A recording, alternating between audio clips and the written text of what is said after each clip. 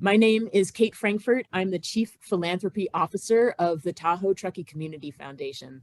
And thank you for joining our Forest Futures Salon 2021 fire season, What Just Happened and What Happens Next.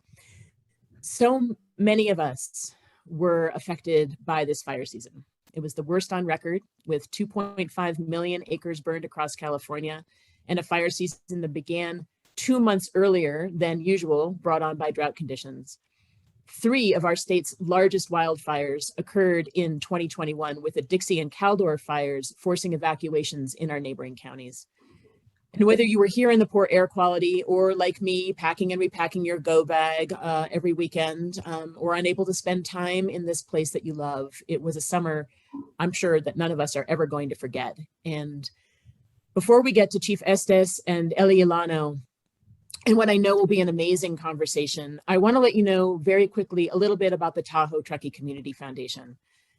TTCF has been around for more than 23 years. We're over one of 800 community foundations in the United States.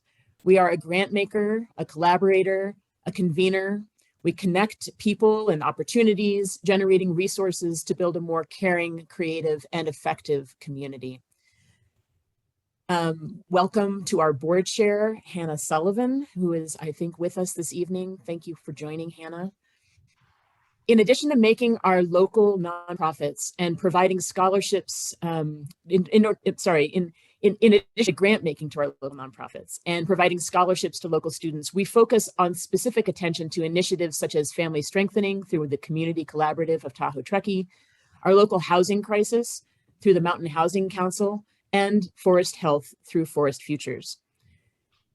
Climate-focused grant making is something we've been involved with for more than 10 years through our Nature Fund, and we're proud to have distributed more than $1 million to support local projects. For the past 4 years, TTCF has convened experts to help deepen our understanding of wildfire, and we're proud to announce the launch of our Forest Futures initiative. This is a bold, entrepreneurial, and holistic impact strategy, which identifies, builds, accelerates, and scales the solutions we need to help protect our community from catastrophic wildfire. Our Forest Futures salons, like this one, have been integral in shaping that strategy, and we're excited to launch Wildfire 101 series as we work to build community engagement on this important issue. So we're very glad to see so many of you with us tonight.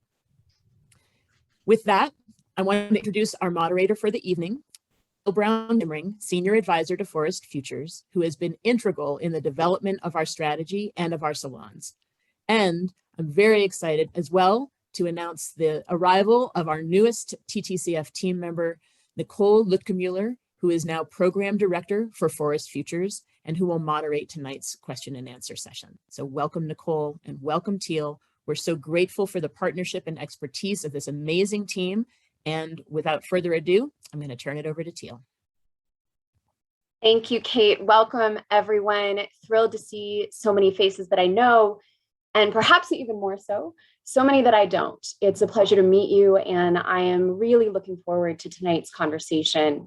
So, tiny bit of housekeeping before we jump into a conversation. I hope that you will have questions. I imagine you will have questions, and we encourage them. Please drop them into the chat as they arise for you. We will track them. And if you don't want to send them to everybody, you can send them to Nicole or myself directly. And when we come to that point in the conversation, we'll call on you, unmute yourself, turn your video on if you're able, and ask you to ask your question yourself so that we can hear some other voices this evening. And with that, let me introduce the 2 gentlemen who you have come to hear this evening. Both of whom I am just absolutely honored and thrilled to have a conversation with tonight. Both of them need little introduction, I imagine, to most of this community, but I'm going to give you just a little snapshot into some of their careers, just to give you a sense of who we have with us today. And Supervisor Eli Ilano, we'll start with you. My friend Eli, also one of my teachers as I've become deeper and deeper in this space. So thank you for being here. Eli oversees the U.S. Forest Service's presence on an expanse of over 870,000 acres, 871,495 to be specific, and you can correct me if I'm wrong, carpeting the Sierra in all or part of 6 counties. His career has taken him through the Bureau of Land Management, the Lake Tahoe Basin Unit, includes time working with and for the US Senate, environmental NGOs, and a variety of natural resource management efforts, and is someone that I believe is a great leader in this community, and perhaps most importantly, a member of the Tahoe Truckee community. And so, really it's with that I think we want to introduce both of you. Chief Brian Estes began his career with CAL FIRE in 1991 in the San Diego unit, assigned to engine stations on the Border Division. His career has taken him through a remarkable range of fire station hand crew and staff assignments across the state, from Amador, El Dorado, to Tuolumne County, Pine Grove Camp, and the South Division operations. And in 2013, he became the unit's deputy chief of operations, where he served until his appointment as the fire chief for the Nevada Uber Placer unit. I had to practice saying that. We'll see how you've done over the years, Chief Estes. And the Placer County Fire Department in 2017. Chief Estes oversees an operation spanning 3 counties, 411 career employees, and over $11 billion in assessed values at risk. And perhaps most importantly, again, he is a leader in this community and a member of our Tahoe Truckee community. And it's really with that piece of yourselves that we come to tonight's conversation. So thank you both for being here. And to kick us off in what will be a bit of a back and forth conversation tonight, we have no presentations. Let's start with your role in what just happened. And before actually asking you anything about what really happened, we went through this together. And I think the most critical question is grounded in thank you. Thank you for what you did. Thank you for bringing us to this moment where we started to see the first snow, the first rain. Thank you for everything that has led us to today's conversation. And I realize this is a challenging question to answer, but perhaps it'll give us insight into each of you and your experiences. In some ways, I just want to say, how are you? How are you? And what was this last several months for you? So with that, let's go first to Eli, because he's the first person on my screen. Well, thanks, Teal. Thanks, Brian, for extending an invitation to me and being my partner here. And to all of you, it's great to see. I saw, as some people popped up on my screen, some of my neighbors. That's great to see. You're probably tired of hearing me talk about forests and fire, but thanks for indulging us a little bit more. I think to answer your question, Teal, first of all, I'm really happy to see snow and rain. What was it called? The atmospheric river we had was a little bit much right on the heels of what we had experienced, but happy nonetheless. Really loving what we're seeing so far in November. It's really helping us accomplish some important work in the forest actually right now. This is a great time of year for us to do prescribed fire. And these conditions are just outstanding for that. So I'm feeling pretty good about that aspect of things. I wanted to just say that, some of our colleagues around the state are probably not feeling as good as I am because of what they are looking at in the communities that they live in and that they work in. Which is a very different landscape than what we have here in the Tahoe Truckee area at the moment. And so as we talk about what we're kind of feeling and experiencing and looking at here, I think it's also important for us to keep in mind that there are folks across the state who are in definitely a disaster relief mode. They are displaced from their homes. They have experienced loss and of many types, sometimes not just of their homes, but of their communities, of the landscapes that they find sacred and that they cherish. And so I guess I want to kind of temper some of my comments with, I'm always keeping that that in the back of my mind. And and I think at least at this point, I'll probably leave it at that and bounce it over to Brian.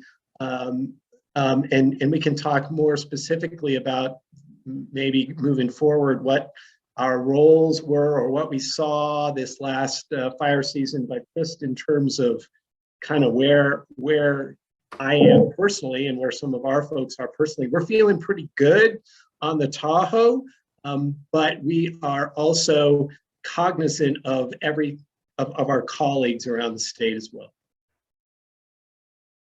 Okay, well, I think I'll thank you, Ellie. That was well said, and I'll see if I can tee off from there. And Teal, thank you very much for the invitation again. Thank you, Ellie, for the partnership we have across agency lines, and thank you for everyone who's joining us tonight. It is, one thing I'll say, Teal, about you and your partners and all the other organizations that organize the communities in the kind of the Tahoe Truckee region. It's really admirable to see the organization and also just the community engagement in the conversations surrounding the threat from emerging wildfires and the impacts to our communities here across the counties. And I'll use that word impact to kind of answer your original question, Teal, and that is, I do think that we have seen an impact, and I say that the impact has been to our folks that work for, CAL FIRE and the Forest Service and all of our other allied agencies.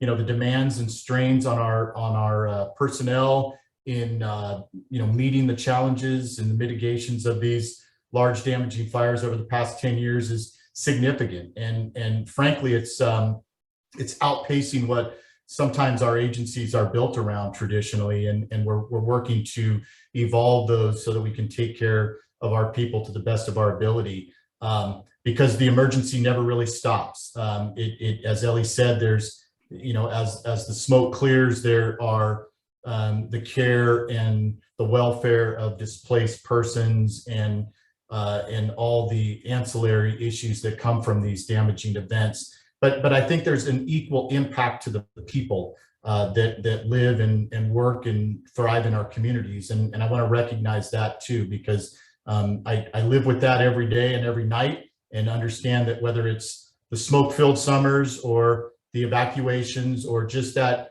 kind of nervousness that we feel in, sometimes 6 or 7 months of the year now, we recognize that, and we recognize the impacts that has on our community members. So as Ellie said, we welcome the rain. It doesn't necessarily put things to bed entirely, but we are shifting gears a little bit, always maintaining that emergency response, but shifting gears and being able to look at opportunities for aggressive fuel reduction and management as well. So thanks again, and I'm really, really happy to be here tonight, Teal.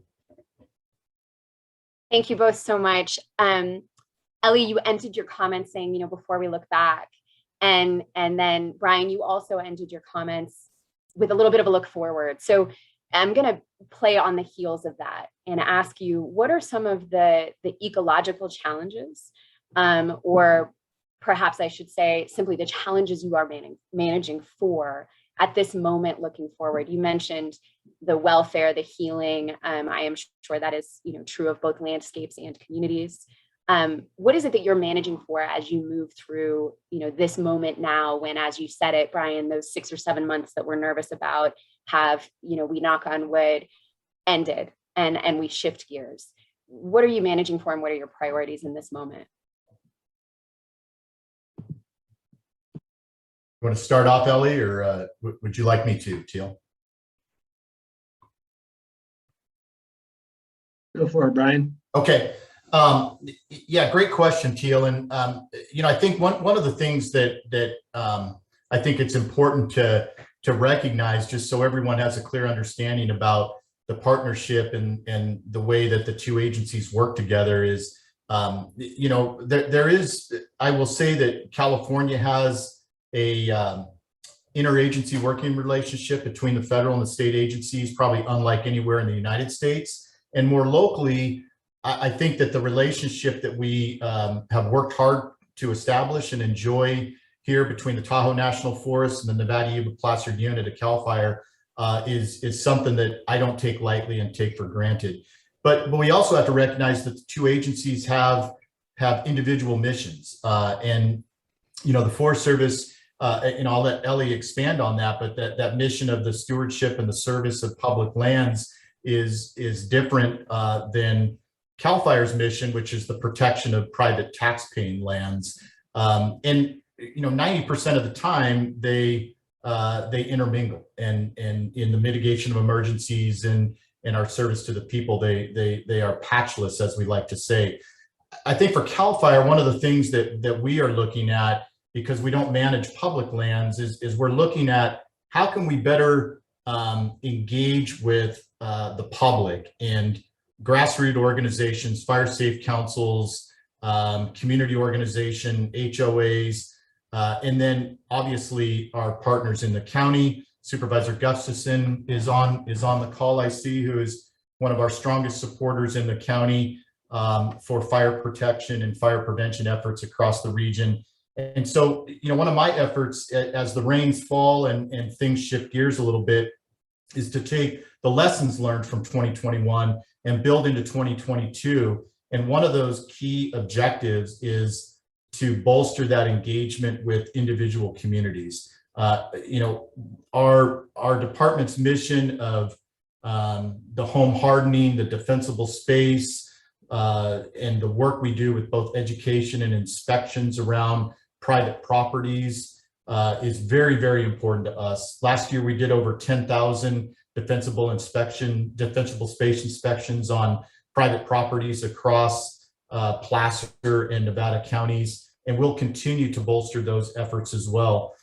We take opportunities with the Forest Service and with state parks and other allied agencies to engage in fuel reduction efforts, but oftentimes we don't have the ability to do as large landscape level type prescribed fire operations or pre-fire operations as the Forest Service does. And so we have to center some of our objectives on more community-based, the protection of those communities, and recognizing the Forest Service objectives so that we're not working against each other's goals, but we're working in parallel with each other. So, and we also have to look at the impact of those communities from our large fires. In our state responsibility area last year in 2021, across the unit, we had about 361 vegetation fire starts in 2021. In totality, we burned about 4,500, 4,400 and some change acres were burned, which I think if you relate the number of ignition starts to the number of acres burned, our success rate in initial attack firefighting and the protection of communities and life and property was very good. But some of those larger incidents left damage to the landscape, burn scars, erosion issues, etc., that we have to work directly with those communities and our allied partners, the water agencies, etc., to ensure that we don't have further damage, and especially if that's going to impact our allied partners like the federal government, Forest Service, BLM, or BOR. So those are some of our initial objectives looking into this off season into the beginning of 2022. Yeah, and I agree with everything Brian said. And so instead of reiterating everything he just said, I'll kind of take a different spin, and that's just to dive into some of the specifics of maybe some of you are wondering, like, once the fire is contained or controlled, what then specifically on the ground in that fire scar area? So the first thing that we typically do is try and do what's called suppression repair, which is trying to while we are suppressing a fire, we may create bulldozer lines, we may create hand lines to try and, as part of our tactics, control that fire. We go back in and try and recontour the land very quickly while we still have equipment still on the scene, to try and do as much of that kind of repairing the actual firefighting work as we can. And then, so that's that we call that suppression repair work. Then what we typically do in the Forest Service is we bring a team in just for like 1 week, and they're called the Burned Area Emergency Response Team, and they look at what the effects of that fire were on the landscape, and are there any immediate emergency needs for work to help prevent, massive landslides or washing outs of roads and things like that. And they'll usually put together a package of the top couple of things. It's not like an exhaustive list. It's what is emergency immediately needed to be done so that we don't have another disaster when the rains come, essentially. This year, we didn't have a lot of time to get that work done, right? Because right as we're finishing containment of a lot of these fires, we had an atmospheric river, and we had, some notice about that, but not a huge amount of notice. Thankfully, we were able to get a lot of the highest priority work on the large fires completed, so that we didn't see, massive new disasters as a result of the huge storm on top of fires. There were a couple places. Some of you might have seen the pictures from Highway 70 in the Dixie Fire area, where there was just a big landslide that covered the highway. There were a couple other things like that around the state, but for the most part, we were able to kind of control additional disasters related to that. And then the next piece of it is hazard mitigation. So there are a lot of what we call hazard trees out there, trees that are likely to fall at any moment and could potentially strike a roadway, a vehicle, or a person. And so we're in the middle of assessing where those greatest hazards are. And we've put together, again, teams of folks to go out and do that kind of assessment in those fire areas. And they're doing that work right now. If you live on the southern part of Lake Tahoe, or have gone through Highway 50 or the Mormon Immigrant Trail or some of these other places, you'll see that there are huge amounts of dead trees that have been taken down already that were posing an imminent threat to public safety from falling on those roadways. So we're in the middle of doing that. And then, of course, there's sort of what we call post-fire recovery in the forest. And I'm talking all about kind of forest type stuff. Brian kind of talked more about the community and private property piece. We are not going to replant 2.5 million acres by hand. That's just not in the cards. So part of the post-fire recovery planning is you look at that landscape. What areas burned at a super high intensity and there's no seed source anywhere nearby that we actually may need to go and actively reforest. Other areas will determine, hey, there's a seed source nearby, we'll let it naturally revegetate. And then, there are areas where we may want to take out some of the burned trees. And that, I hate this term, but some people call it salvage logging. But really what it is there are some places where there are burned trees that have economic value that could contribute to the reestablishment of communities. They could contribute to the economy, and they're easily accessible. We don't want to build a whole bunch of new roads and all of that, but there may be some areas where we can easily access some of those burned trees and do a project to remove them and contribute them to the economy, as well as create space for revegetation.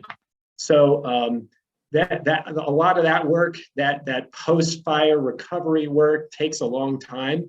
We also have campgrounds that have burned up and other facilities, administrative sites that have burned in this fire season. So we have to look at how we're going to recover those facilities. The last thing I wanted to say on this point is here locally on the Tahoe National Forest this past year, we had 60 fire starts.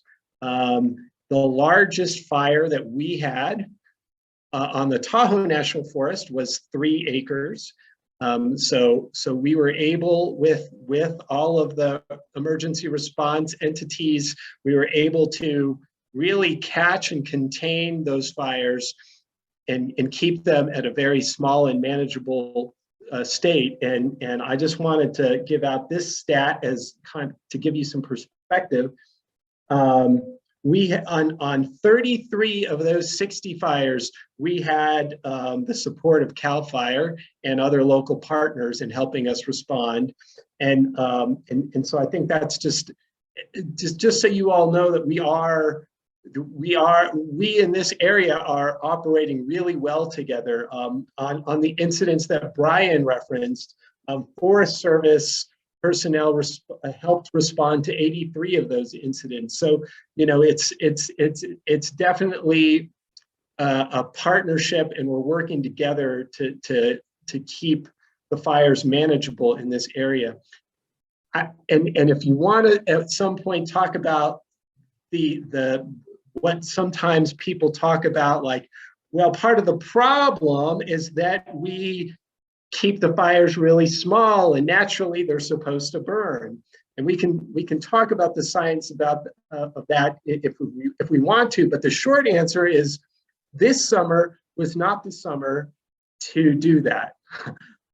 This summer, because of the conditions, was a summer where we wanted to keep things as small as possible and not have, because the conditions were not right for just letting stuff go.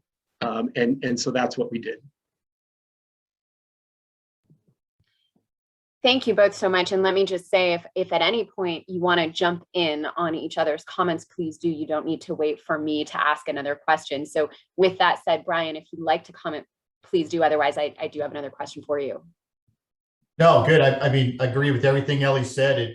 You know, I don't want to understate that, you know, the relationship we have here between the Tahoe National Forest and Nevada Yuba Placer Unit is a bit unique, you know, compared to generally all parts of the state.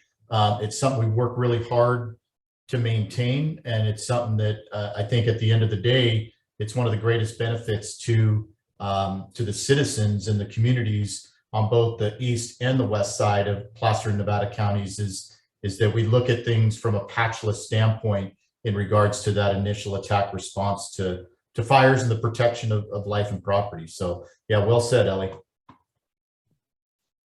And thank you both for the roadmap you just gave through both of your agencies and time. I think that was an extremely helpful perspective on what happens both through the fire season and moving out into the winter and what happens next, but also how things move linearly across your agencies in terms of the moments in time and what it is that you're managing for.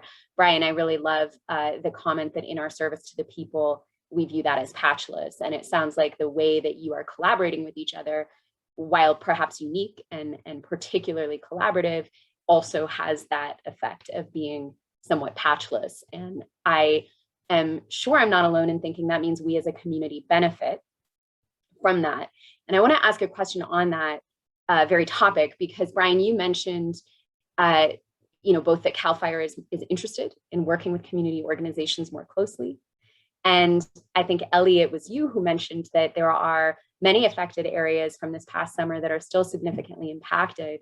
So what I'm interested to ask is, if those fires had been here, can you give us a picture of what our community might be experiencing that would be quite different at this moment in time? Can you help us understand what it means for those communities that are closer to the areas that burned this last summer?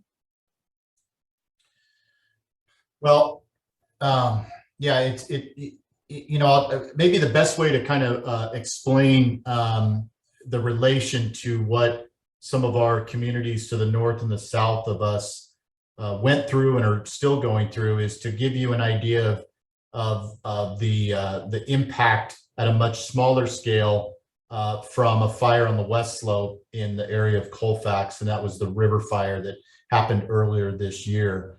And while it was not of the magnitude or scale as the Dixie or the Caldor, it still had a lot of the same elements, and the effect to the people that lived in and around that community was the same. And so, we've been talking about that response and that collaboration when it comes to the mitigation of emergencies. I think what people also hopefully can understand is that our relationship with our local law enforcement partners is one of the most critical things, success factors that we have here in our area. And our work with both Nevada and Placer County Sheriff's offices, having that statutory authority for evacuations, making unified decisions with law enforcement and fire agencies is absolutely critical to minimize the impact to the communities and to the people who live in those communities, because there is an evacuation component, but then there's also a repopulation component. And part of that repopulation component that I think people across the state are dealing with right now is that, some people are repopulated back into their homes that have been saved, and that's done through a process. But sometimes people are reintroduced into an area where everything they have has been lost, and the community sometimes that they lived in and grew up in and thrived in has been destroyed. This is where I think also the counties and some of the grassroots community organization groups come into play. And, the counties have what are called local assistance centers through the Office of Emergency Services in each county. And those organizations are set up to bring all elements that could impact a person's life in the event of an emergency, to bring all those organizational structures into one place, so that as we try to rebuild the lives of our communities, that they never have a question that falls on deaf ears. They have a person right there to talk to in real time that can help them with everything from the permitting process to the removal of hazard trees, to restoring power, to rebuilding their home, to homeowners insurance, to accessing water and power, et cetera, et cetera. And while at a smaller magnitude on the river fire, we were able to accomplish that in the span of a month or so, 2 months. On an incident like the Dixie Fire or the Caldor Fire, that process is going to be going on for months, if not years. And I reflect on the Camp Fire, which we just had the anniversary of on Monday. November 8th of 2019 was the 3-year anniversary of the Camp Fire, where almost 20,000 structures were destroyed. That community is still rebuilding to this day and working through that process with counties and local organizational structures. So I think to answer your question, when we have these really large magnitude incidents, the firefighting and suppression efforts and even some of the environmental restoration efforts are just a small piece of the pie. And that restoration of the community resilience and getting what I like to call that sense of normality brought back to a community is a daunting task. And it's something that we work really, really closely with all of our partners on. But that's where the county and the incorporated cities and towns and organizations like yours, Teal, come into play to basically reestablish that sense of normality back into that community. Yeah, I think what Brian described is spot on, and so again, I'll take things maybe in a slightly different direction, which is I think we are doing a lot in this community to make sure that what we saw doesn't happen here, and that includes a number of things. One of the things that we're doing is is a number of entities, the Forest Service, CAL FIRE, the local Truckee Fire, and then a number of community organizations are working together to do treatments on Forest Service lands, on private lands, in and around the community, to treat the vegetation so that these types of things don't impact the residential and community places in the Truckee area. Some examples of that are, the Big Jack East project that we just finished a huge phase of, that's right in the Sierra Meadows, Ponderosa Palisades neighborhood of Truckee. We're working with Truckee Fire and others using CAL FIRE money to do a project in the Glenshire Brockway area, going on private lands as well as some of the Forest Service lands, to create a fire break over there. We're doing work in the Prosser area, and some of you that live in that area may have seen our equipment, and then we've done some prescribed fire around there as well, and also around Alder Creek. We're also doing work over there. Some of the other private folks are doing work as well. Folks like at North Star are doing work in and around that community. Folks at Martis Camp, folks all over the community are really active in trying to take collectively on this responsibility to get the forest and the lands in a place where we won't experience something like that. One of the things that we are seeing is that the work in and around people's homes is very important, and looking out further is also really important, because what we're seeing is these fires are moving very fast. And so we can actually run models to figure out where are the most important places in a many mile radius to protect a particular place. So as an example, we've done this for Downeyville, California, which is, in Sierra County. And it turns out sometimes the most important place to treat is not the quarter mile from your home, because maybe you've already done that. And maybe the community's already done that work. And now the most important place for us to focus is 12 miles away, so that if a fire starts, it's not going to race into town. And so that is, I think the Caldor fire is a great example of this, right? The Caldor fire started something like 35 or 40 miles away from South Lake Tahoe. 10 years ago, people weren't thinking, oh, in order to protect South Lake Tahoe, we need to treat 35 miles away. No, they were thinking, well, we need to treat right here. And they did. And it helped. Those treatments in South Lake Tahoe helped to save those communities, along with a number of other things, like the folks that were responding, like the time of day where the fire crossed into South Lake Tahoe. Like, a lot of things contributed to those areas in South Lake Tahoe not experiencing devastation. And we also need to learn lessons from this, right? Like, wow, we need to figure out how to treat other areas of the forest so that we don't even have to worry about that.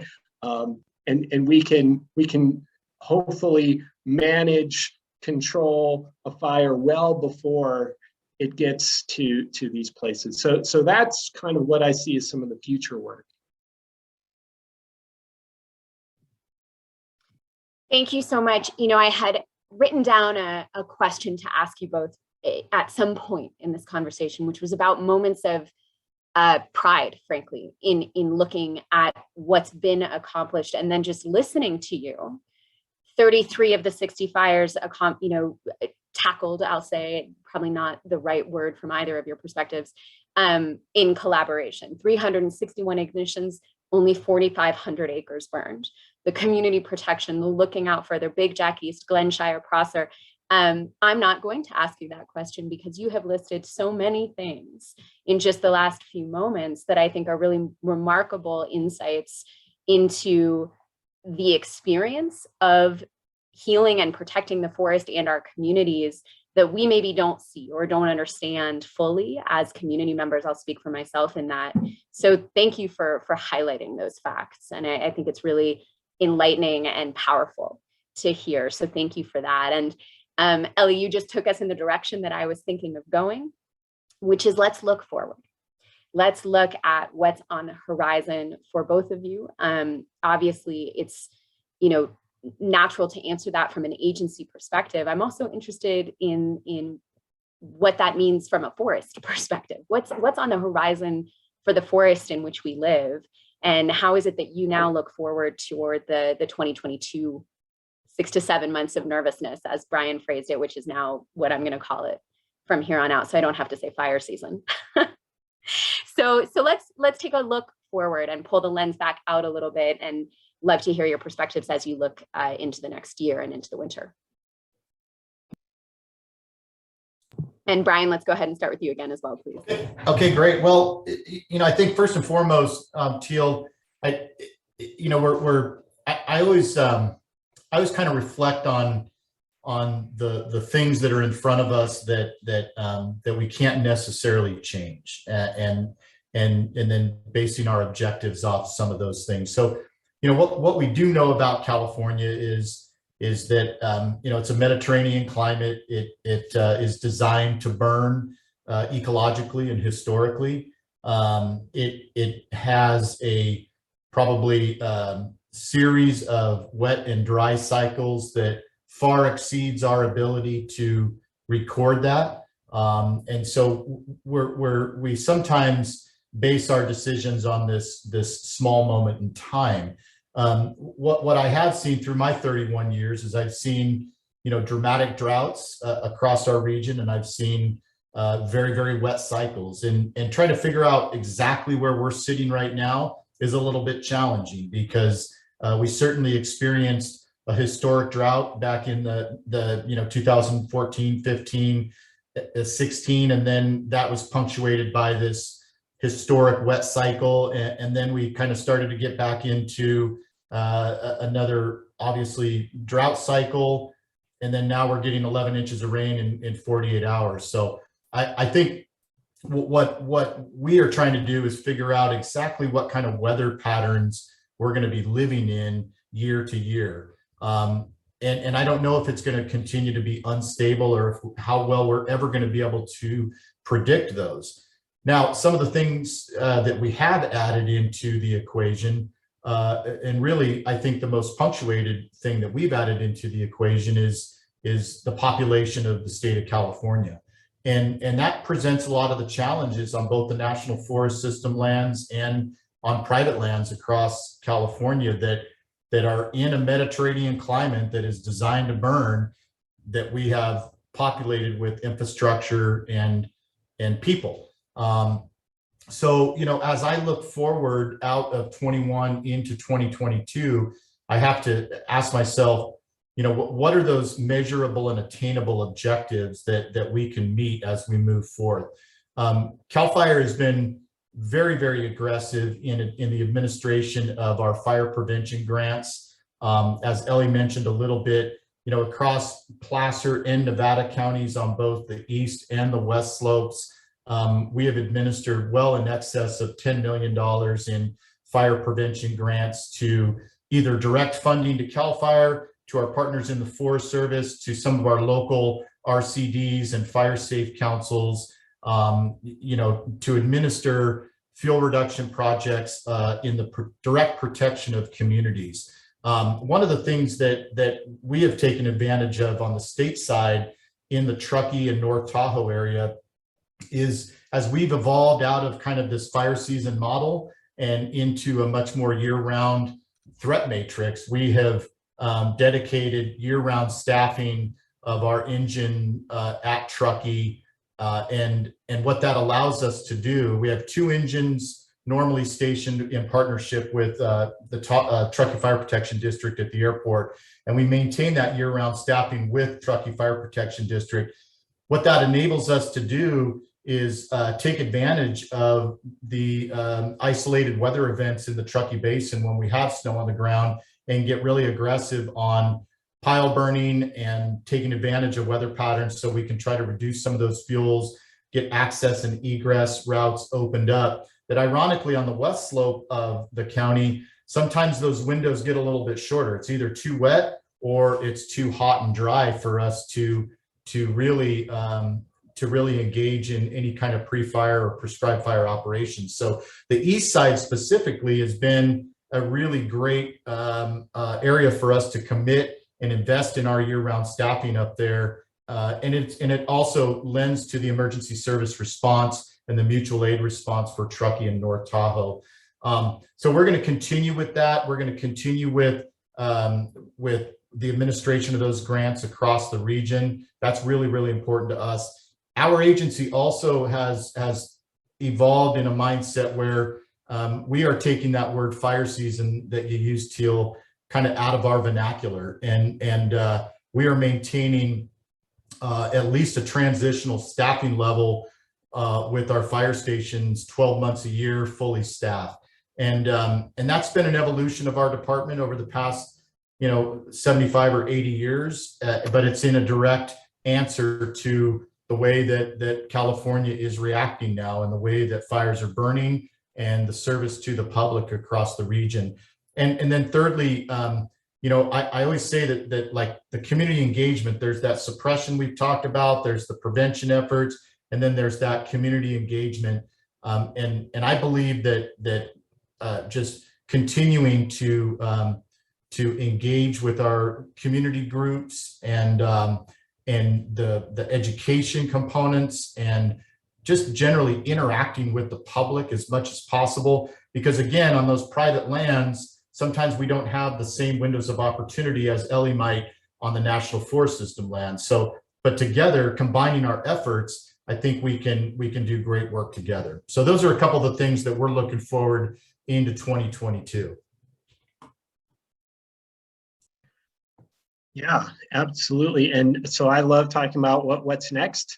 And so a couple of things that I wanted to kind of throw out to you all.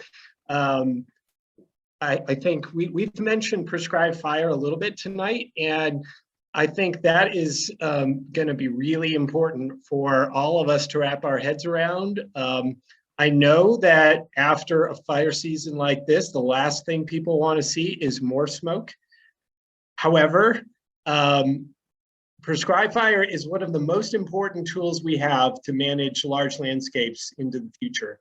And it's also a part of the natural processes. As Brian mentioned, that where we live in California, it naturally wants to burn. And so it's better for us to control and prescribe that burning, as opposed to it being a wildland fire that we are then responding to.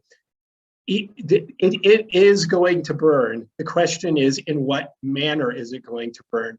And so that is one of the reasons why we've really been trying to ramp up our education about prescribed fire, our preparation for prescribed fire, and our implementation of prescribed fire.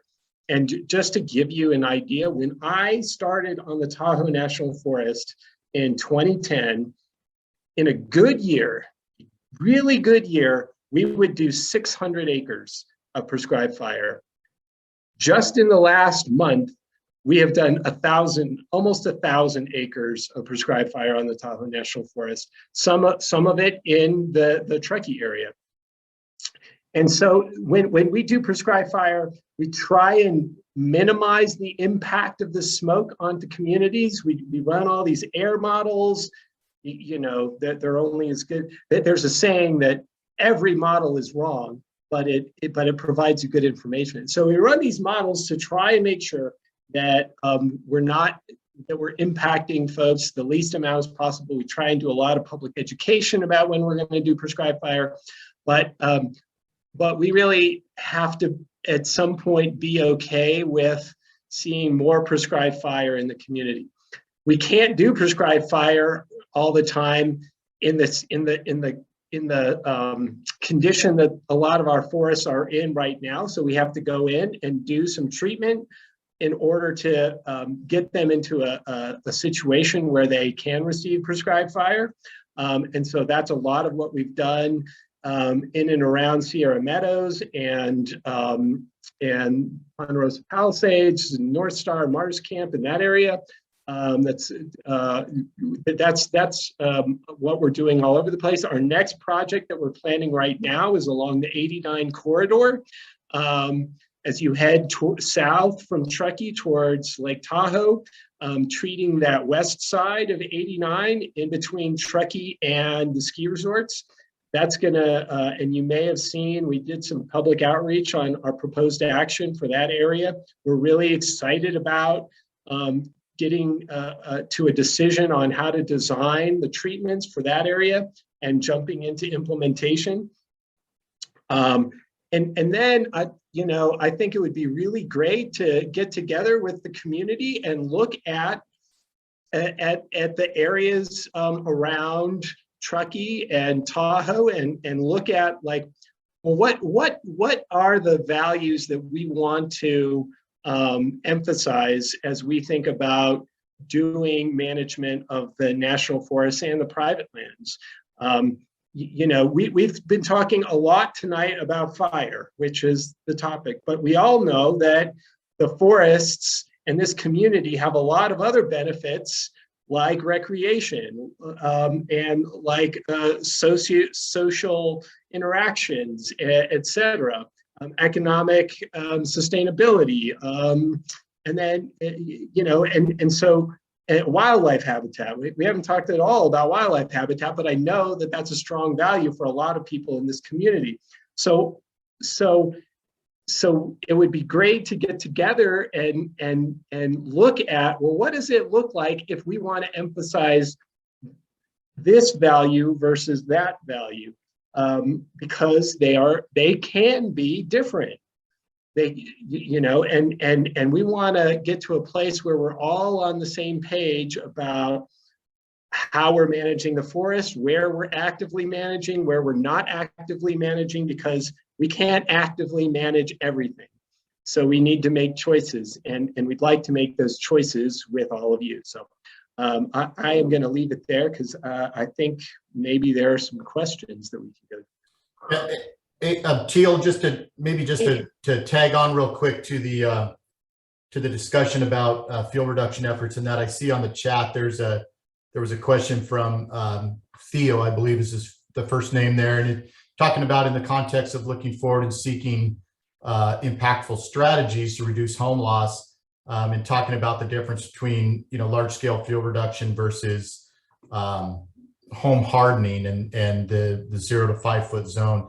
And I do think it's important, I think, just to be fair and transparent, the challenges that Ellie faces in the national forest are different than we face in CAL FIRE protecting state responsibility and private lands. So yes, we do oftentimes cross boundaries and work well together. What I will tell you is that our agency works under the Public Resources Code, and part of that is 4290 and Title 14, which has generated all of the defensible space guidelines in California and the home hardening guidelines and the new building construction guidelines in California. And I know that specifically in Truckee and North Tahoe, that's a challenge. And we work really, really hard with CAT and all the agencies around the lake and in the Tahoe Truckee area to try to mitigate those issues in areas where it can be challenging. But I would agree with that question that for me, while I think everything we've talked about tonight is important, the public still has a responsibility when you live in an environment that has a threat from wildland fires to do your very best to home harden, to have building construction materials that are going to withstand an impending fire, and to maintain not only that 0 to 5, that direct zone, but also that 100-foot defensible space. And depending on the area you live and the topography features, that may be more so. Now, the most common problem we run into that, especially with smaller lots and areas like that, is that 100 or 200 feet hits a property line before you maintain that defensible space. And maybe that property line is an unmaintained area or someone else's property. And so that's where local ordinances come into effect. And in Placer County, we have our local Placer County ordinance that takes the defensible space and applies it to land ownerships that do not have habitable structures on them. So so I think it's really important for me to make sure that from our agency standpoint, we rest our laurels on really that community protection and the engagement and buy-in from the public. I can tell you firsthand that the efforts from the communities around Placer and Nevada counties in home hardening defensible space absolutely saved homes in 2021. And I would suspect I would see the same thing as you reached out into areas in South Lake Tahoe and the Caldor and areas on the Dixie. It's not going to prevent damage 100% of the time, but it is a measurable and attainable objective that we have. Thank you so much. We do have a number of questions, which is very exciting. And I'm going to ask you one that came from an attendee and then pitch over to Nicole, who will manage the rest of the question and answer. In the few moments we have left, we might just do a little lightning round so that we can get as many of them in as possible. The question that I received, which we'll ask you, and then we'll move to other questions, is about whether or not the strategies of both containing spread and mitigating wildfire through restoration of landscape has changed at all, given the extraordinary circumstances of the last couple of years. And to put a finer point on it, the root of that question, and I'm reading this from it was shared with me, is there any hope of making a dent in the treatment needed across the large landscape areas that we're discussing? Ellie, you mentioned looking further and further out. Or is it more realistic to expect our approach to be more and more reactionary going forward? And it'd be interesting to hear both of your perspectives on that. And then Nicole, over to you. So Ellie, why don't you jump in first this time?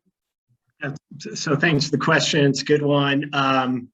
Part of it, I think I'll rephrase as, what are we learning? And I guess to be really frank, we are still learning about how to respond to this changing environment that we're facing. And we are trying different things as part of suppression tactics. Some are working, some are not. And I think right now, in between now and June is a really important time for us to take a breath, think about what we tried, think about what worked, think about what didn't work. And I was actually going to say this earlier, but as we move out of a operation environment where we were a lot of times focused on COVID mitigation into a different operating environment in the off season, it gives us the opportunity to maybe go back to having what we called kind of pre-season meetings with all of the response agencies, talk about, hey, what went well, what didn't, how are we going to approach things this coming year should something emerge. So I think we'll have more of an opportunity to do that this coming spring and winter than we did last year. So we'll have more of an opportunity to reflect and learn from those things. In terms of the hopefulness, I don't know. I'm kind of naturally a hopeful person. I wouldn't be like putting all the energy and effort into all of this if I didn't have a belief that we can make a difference. And I think we are. I think academia and researchers are showing us that yes, the treatments that we design and do can make a difference. Is anything 100%? No, no, but reducing the probability of a large-scale catastrophic event absolutely is something that we've proven what we're doing is able to accomplish.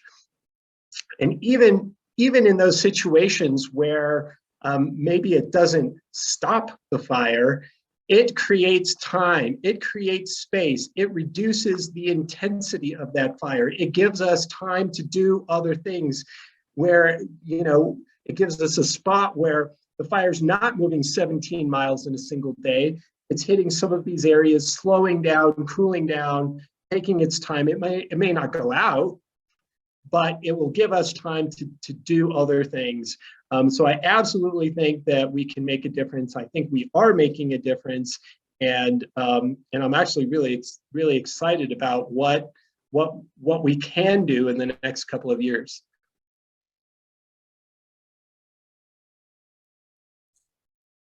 Thanks so much, Eli and Chief Estes. We're going to go to a couple other questions that have been submitted. One of them was submitted ahead of time by Jeff Dowling, and I think to try to be efficient here, we're going to have 2 questions posed to you guys and let you answer both of them. So first we'll have Jeff, if you want to unmute yourself and ask your question, and then Dana, if you want to follow Jeff and ask your question, and then we will have Brian and Eli address both. Hi, Eli and Chief Estes. Chief, I haven't seen you in a while, but you've heard my name, I'm sure, from Steve. And Good to see you, Jeff. Good to see you. Some of your staff. I'm a retired CAL FIRE forester, and I also work as retired annuitant for Truckee Fire. And while I was in Siskiyou County, which was then CDF, CAL FIRE at that point in time, CDF and the Forest Service cooperatively put prescribed fire on the ground. And I think those opportunities exist today, and it'd be great if we could do that again. And I'm just wondering if maybe here on the east side, like Chief Estes was saying, and I already have a ready-made spot to put the fire on the ground, it would be great to do that. Well, Jeff, you've always taken advantage of opportunities, so I appreciate that, and could not agree with you more. The east side is actually a kind of a unique environment, and you know this better than most, Jeff, in that you have a lot of state responsibility area, a lot of national forest system lands, and then what a lot of people don't realize is that the incorporated town of Truckee local responsibility areas are expansive. And a lot of those areas are also open space and wildlands that are susceptible to wildland fires. And then you have adjacent agencies and large homeowners associations that lie in and around those communities. So I think the Truckee Basin is a place where we can and we do, and we will continue in the future to take advantage of interagency operations when it comes to prescribed fire. Obviously, each agency with that land ownership has to kind of be that lead agency for the planning and the environmental process and all that kind of stuff. But that's one of the things when I talked earlier about our year-round staffing in Truckee is to take advantage of working with state parks at Burton Creek and North Tahoe to work with the Forest Service in Truckee and in the basin. In fact, I've signed an MOU with the Lake Tahoe Basin that allows us to operate with both local agencies and the Forest Service on their burn projects, and essentially just be able to lend a hand and be able to cut through some of the red tape to give resources needed to accomplish the goal. I think one of the things that we have to be honest with ourselves about is that prescribed fire is really a great benefit and a great tool, but it's certainly not the only tool. And one of the downsides or one of the challenges we have with any kind of prescribed fire, whether it's pile burning or landscape, is smoke management. And smoke management is very challenging in California. There are certain atmospheric stability issues that allow us to burn and not smoke out our communities and negatively impact tourism and the economy. And so that's a balance. So it's a combination, I think, of prescribed fire, mechanized thinning, probably some timber harvesting operations where applicable on either private or federal lands, and just using the kind of the right tool in the applicable situation. But yes, Jeff, the answer to your question is we're all in on that for sure. Thank you. Ellie, did you want to add anything or? No, I think we can go to the next question. Okay.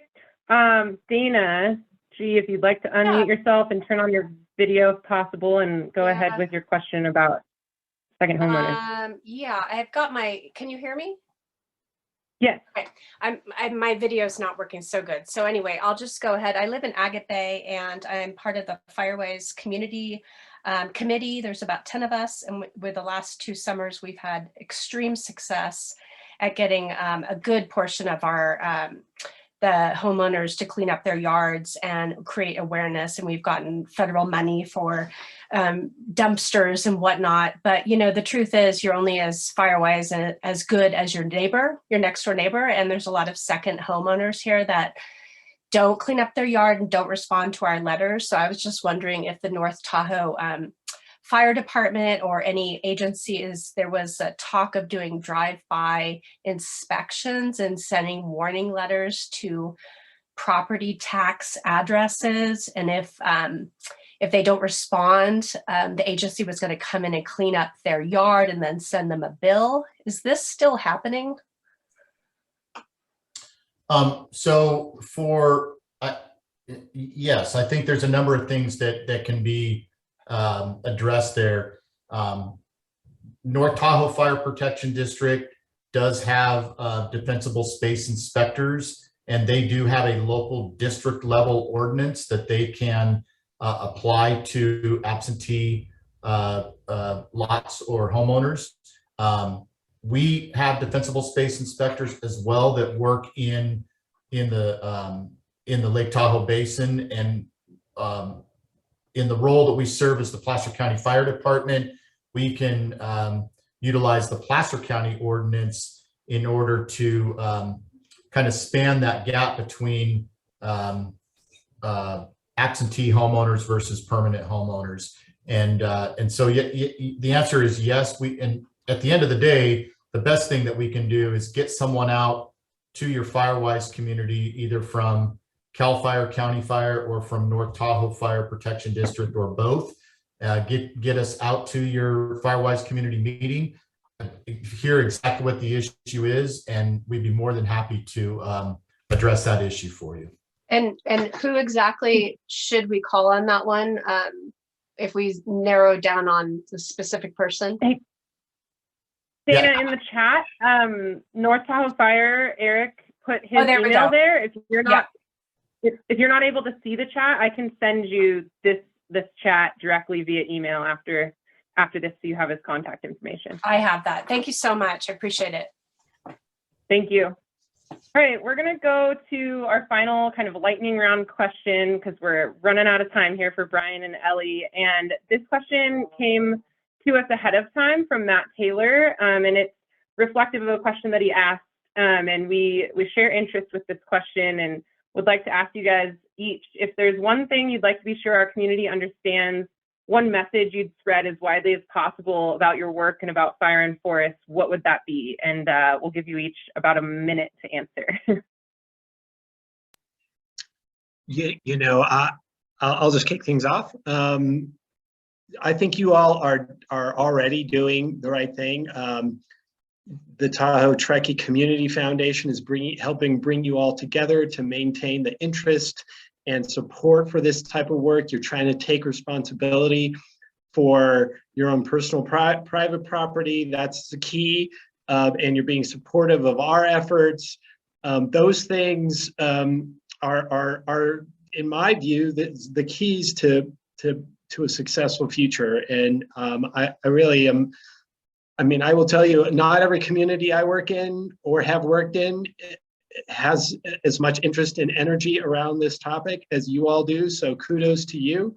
And you know, I think if we keep working together like this, we'll be able to make a difference in the future. So I guess do more of the same of what you're already doing, and stay engaged, and don't go down the spiral of we can't do anything. Don't go down the spiral of we're not making a difference, because we are. I'm very confident of that, and we have to keep the energy and momentum going. So I'll kind of, as Ellie was doing before, I'll kind of take it a little bit different direction, and I'll say that to continue and maybe enhance the ability to form Firewise communities in all areas of the lake and the Truckee Basin is one of the best avenues we have to connection with your local emergency responders and to grant funding. And also obviously the Fire Safe Council as a governing body, utilizing the Fire Safe Council Firewise community network and accessing grant funding for fuel reduction on private lands has been one of the best efforts that we've seen in Placer and Nevada counties. What I will tell everyone, and I want to assure everyone out there, is that the emergency response, the commitment to emergency response, the commitment to the protection of the communities in Truckee and Lake Tahoe by CAL FIRE and all our allied agencies and all our law enforcement agencies, it is truly unique, and it's very, very robust. And we have taken the time to build the relationships ahead of time so that we operate, I believe, very efficiently when the emergencies occur. And an example of that is that, you know, all of the agencies in the Lake Tahoe Basin, including North Lake Tahoe Fire Protection District and Incline and Truckee, are all dispatched by the Grass Valley Emergency Command Center, which we are interagency and co-located with the U.S. Forest Service. And so just that ability to send the appropriate resource, regardless of the patch on the door, to service the communities in Truckee and North Tahoe in the most aligned manner, I think is a good example of our commitment into the future to the communities there. Thank you guys so much for that. We only have 2 minutes left, so I'm going to hand it over to Kate to wrap things up. If any of you have remaining questions that you didn't get a chance to ask, feel free to email them to us at the Community Foundation, and we can field them to Ellie and Brian as well. We just want to respect everyone's time and end on time. So Kate, if you would like to wrap it up, and thank you again, Brian and Ellie. Sure. Thank you so much, Nicole. And thank you so much, Chief Estes and Ellie, for being with us tonight. Just the breadth of the work that you both are doing with your teams is extraordinary, and we are very grateful for it. And I think there was also very clearly heard from you both a call to action for us as a community to really step fully into our responsibility as community members to support the work that you are doing, not to challenge it, not to think that maybe we know better, and that this is really going to take some sacrifice on everybody's part. Maybe your favorite tree, or maybe your favorite mountain biking trail is closed for a while. There are things that we need to do that we don't want to do or don't understand why we need to do them. But I think that you're making a really clear case for us all partnering together. So thank you, everybody, for partnering with us tonight and joining us. I hope you will join us again on December 1st, when we will have our next salon. And the topic will be decreasing the threat of the 2022 fire season. And we're going to highlight during that salon and explore some of the most promising restoration and innovative technology projects going on in our region. So if you really want to know sort of what are people doing on the ground that is not necessarily coming from the perspective that Ellie and Chief Estes brought tonight, here's another perspective, another group of people that are doing equally extraordinary work in a very different way. There's a survey link in the chat. We hope you'll send your thoughts so that we can hear what's important to you and craft our next upcoming salons to meet your needs and your interests. So we hope to see you on December 1st. Thank you again for joining us, and have a good night. Thanks so much. Thank you.